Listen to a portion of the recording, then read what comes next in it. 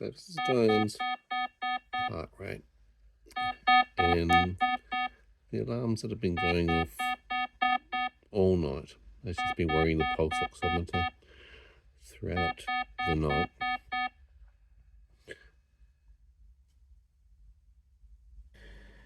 So this is the O2 Insight Pro, where we download the data from the watch device through the cable to the program on the laptop. It records in chunks up to 10-hour time. So over here you can actually see that I've clicked on the download and we've got reports for the 10th of November, which was yesterday when I started, and then this morning. So if I have a look at the individualized report, her testing last night, because she's had 2 days where she's had quite significant seizures with dystonia, with orthostatic intolerance, and that was causing heart rate drops as well as spikes and oxygenation drops. So we were wearing the pulse oximetry through the night to see what her levels were obtaining. So this started at 8:16 p.m. It ran for the maximum duration, which is the 10 hours straight. During that period of time, it, in 10 hours, had an oxygen level that went from as high as 99, great, average 96, went down as low as 91. So because there's no seizure activity during the night, we didn't have oxygenation issues. Her heart rate during the night went from as high as 105, it averaged 64, and then went down to 46 beats per minute. But now if I come back up to this top part and click on the one for this morning where it started at 6 a.m, because remember the previous record could only go for 10 hours straight. This is from 6 a.m. It went for 2 hours and 21 minutes until I stopped recording. So this is in the earlier hours of the morning. In the earlier hours of the morning, again, if we look at the oxygen, her oxygen levels were as low as 93% saturation, and her heart rate, this is why it was alarming all the time, because the thresholds are set to 50, which is the standard medical calibration for threshold, and her lowest heart rate quite regularly was 44. So in the graph, we've got the ability to have a look at more graphical data. We can see the blue line representing the heart rate, and obviously particularly how low it actually goes and for sustained periods of time through that window. If we go back to the previous graph up the top here, this is for the 10-hour window starting at 8 o'clock last night, and we look at the graphical information. This is what her heart rate was looking like from 8 o'clock last night through the different time frames, 10, 1, 3, and into 6. So you can see that in the earlier hours of the morning, as she's getting a deeper sleep, we expect her heart rate to slow down as she's in deep restorative sleep, level 3 sleep. But her heart rate actually does drop quite considerably during those phases, during those periods. And for Dyan, it can go as low as 30 beats per minute in that phase. If we go to the report which I've done just prior to that, so it was 3 reports, 2 on the 10th and then 1 on the 11th.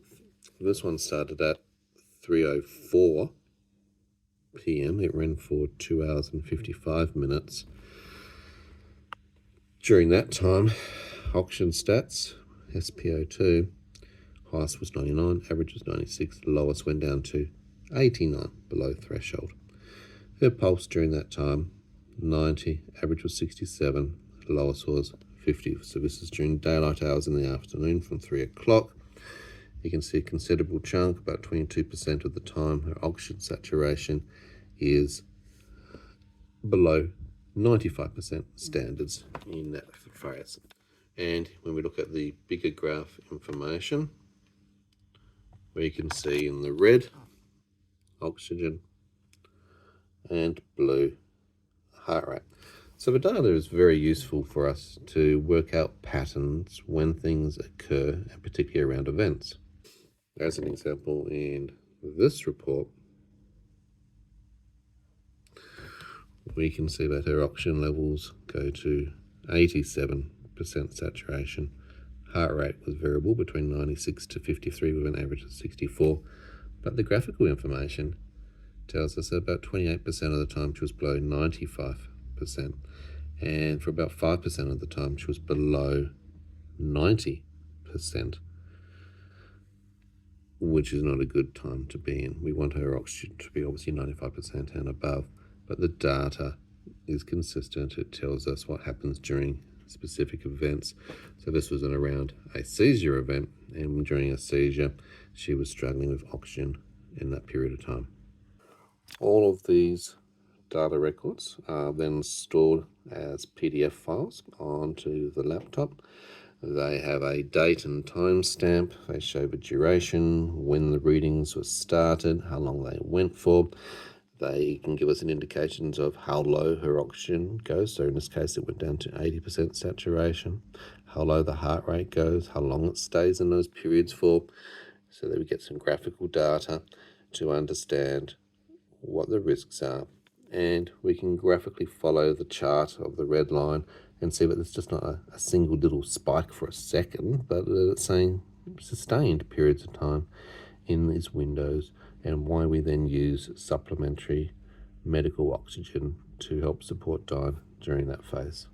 Now, we don't always run the pulse oximetry at night time because it can be quite uncomfortable. There is another device, which is the Night Watch seizure detection device, which is a wearable device around Dyan's arm, which also gives me heart rate data. It's another medically approved, FDA, TGA approved medical device, accurate, and by having 2 or more devices, it allows us to actually compare and calibrate and confirm that the equipment that's being used is of a quality, is a high standard, is consistent, and allows us to actually see records of data that we can accumulate, and that's where we could actually then see what's happening for Dyan as a bigger picture.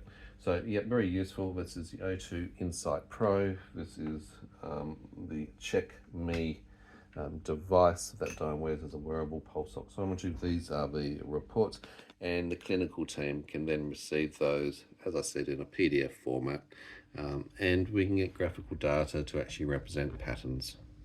There are graphical summaries which show you from a year on year, or you can do it on a month basis or a weekly basis, to have a look at what's actually occurring for Dyan during those phases. And again, it gives us a visual image of how consistent and how low, and the ranges of oxygenation, and how often it's in the 80s or below 80s into the 70s for Dyan with her condition. She does have orthostatic intolerance, postural orthostatic tachycardia syndrome.